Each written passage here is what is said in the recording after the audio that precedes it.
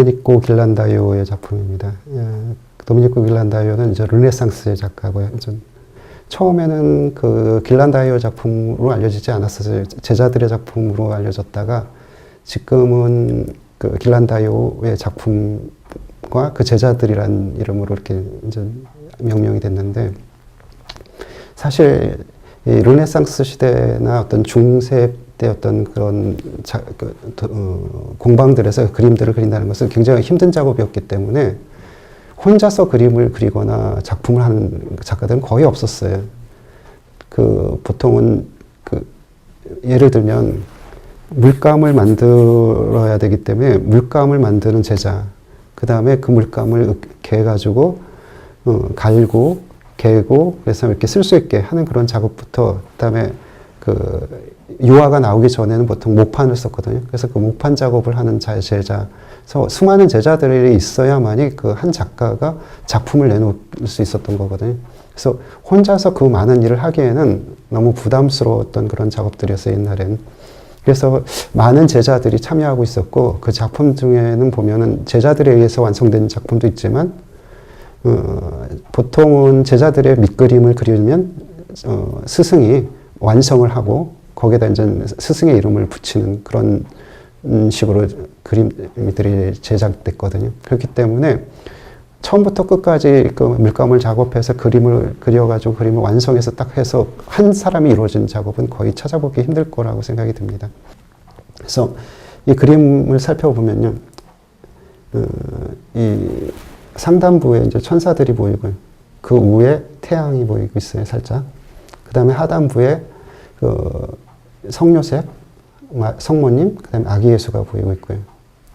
근데 뒤에 보면은 배경이 없어요. 배경은 그냥 금빛으로 처리되어 있는데, 이건 왜 그러냐면 그 당시 주로 이제 재단화로 제작된 경우에, 아니면 경배용으로 제작된 경우에 목판화에 그려진 템페라 작업들은 거의 다 풍경을 중요시하지 않았거든요. 내용을 보여주기 위한 것이고 어떤 신앙적인 행위를 보여주기 위한 것이었기 때문에.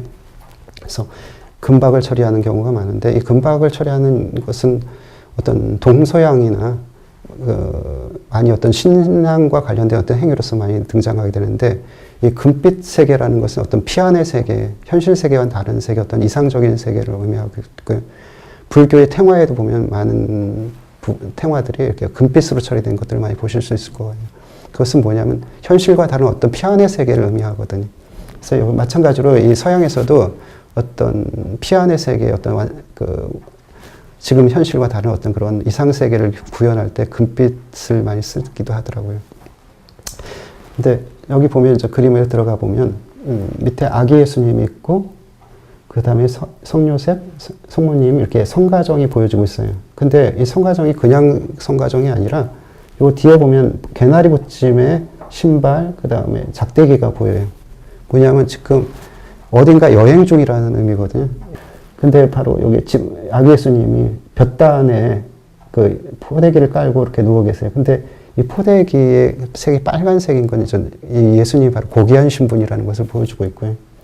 그 다음에 지금 심각하게 이제 어떤 생각에 빠져 있는 듯한 그런 요셉과 아기 예수를 보고 기뻐하는 성모님이 보이는데, 이 성모님 입 주변으로 글이 써요. 라틴어가 쓰여져 있었어요. 세 문장이 보이는데, 두 문장은 정확히 읽을 수가 없었고, 한 문장만 아도라레 도미눔인가 해가지고 이렇게 써 있어요. 그러니까 주님을 찬미하라라고 이렇게 써 있고, 그 다음에 천사들이 들고 있는 악보가 보여요. 그러니까 그 악보가 보이는데, 여기 보면은 인엑첼시스 데오라고 하늘에서 하느님께 영광이라는 그런 문장을 가지고 그 성서에 보통 우리가 부르는 그 성가의 그 장면을 보여주고 있고요. 근데 중요한 거는 이 밑에 이 성가정의 모습이 너무 어색하다는 것이에요.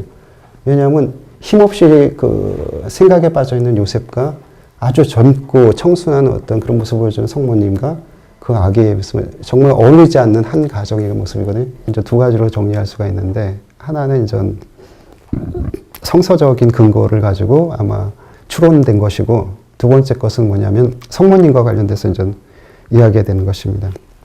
첫 번째 것은 바로 이제 성서 속에 예수님이 돌아가실 때까지 성모님은 계속 등장하는 데 비해서 성요셉은 중간에 사라져 버려요. 그래서 후대 사람들이 성요셉이 일찍 돌아가셨을 거라고 그렇게 생각을 하게 되거든요. 그러면서 이제 생각하게 된 게 그러면 성요셉이 나이가 많았다.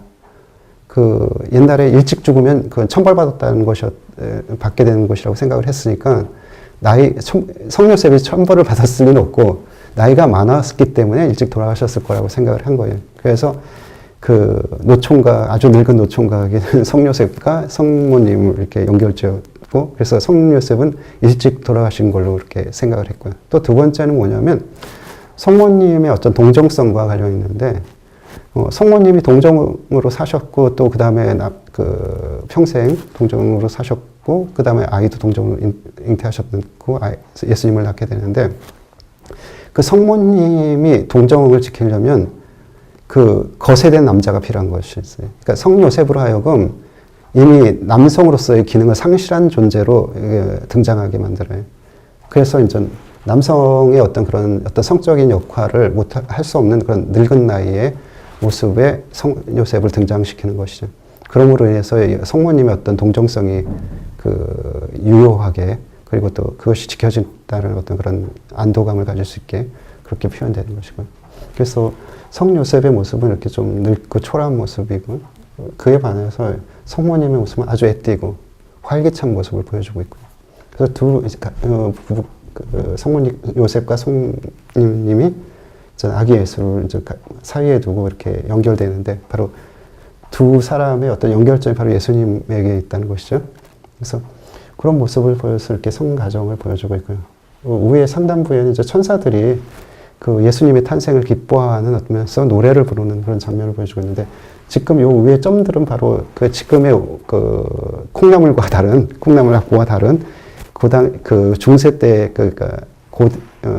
옛날 악보라는 것이에요. 그래서 이렇게 점으로 표현되는데, 지금 악보의 이제 기원이 되는 것이죠. 그래서 높낮이라든가 그런 것을 표현되고 있고요. 그 외에 마지막으로 이제 꽃 위에 태양이 반쪽이 보이고 있어요. 그 반쪽 태양 안에, 태양은 바로 이제 하느님을 의미하고 신적인 어떤 현현, 그런 것을 의미하기 때문에 그런 어떤 그 전체적인 어떤 그 이 주제가 바로 하느님한테 있다는 것을 이렇게 살짝 보여주고 있어요.